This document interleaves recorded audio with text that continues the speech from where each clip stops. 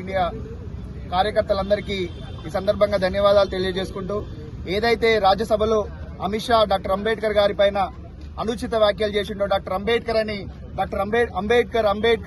అంటూ ఏకవచనంతో మాట్లాడిండో ఆయన డాక్టర్ అంబేద్కర్ గారికి అదేవిధంగా యావత్ బహుజన సమాజానికి వెంటనే క్షమాపణ చెప్పాలి, క్షమాపణలు అడిగి అదేవిధంగా రాజ్యాంగబద్దంగా ఆయన ఎన్నికైంది కాబట్టి ఆ రాజ్యాంగబద్దంగా ఎన్నికైనటువంటి ఆ పదవిని కూడా వెంటనే రాజీనామా చేసి ఈ యావత్ బహుజన సమాజాన్ని వెంటనే క్షమాపణ అడగాలి.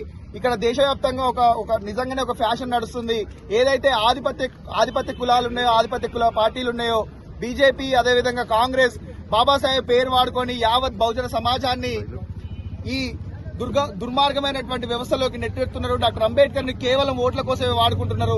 ఈ సందర్భంగా ఈ బహుజన సమాజానికి తెలియజేయమనగా మొత్తం డాక్టర్ అంబేద్కర్ ఫోటో పెట్టుకుని భారత రాజ్యాంగాన్ని పెట్టుకుని ఏ ఒక్కరోజు కూడా రాహుల్ గాంధీ ఈ దేశంలో భారత రాజ్యాంగంలో ఉన్న ఏ విషయాన్ని కూడా అమలు చేయలేరు వాళ్ళు కాంగ్రెస్ పార్టీలో. అదేవిధంగా భారత రాజ్యాంగంలో ఉన్న ఏ ఒక్క ఆర్టికల్ ను ప్రజలకు చెప్పలేరు. అదేవిధంగా డాక్టర్ అంబేద్కర్ పేరు చెప్పి అమిత్ షా, మోడీ, బీజేపీ కూడా రాజ్యాంగబద్దంగా ఇక్కడ పరిపాలన కొనసాగిస్తలేదు. ఈ సందర్భంగా మేము ఏం చెప్తున్నామంటే ఈ పరిపాలనని వాళ్ళ నుంచి తీసుకొని డాక్టర్ అంబేద్కర్ ఏదైతే కలలు కన్నాడో ఆ సమాజాన్ని నిర్మించుకోవాలంటే బహుజన సమాజంతోనే, బహుజన సమాజ్ పార్టీతోనే సాధ్యమవుతుందని ఈ సందర్భంగా తెలియజేసుకుంటూ థ్యాంక్ యూ. జై భీమ్, జై భారత్.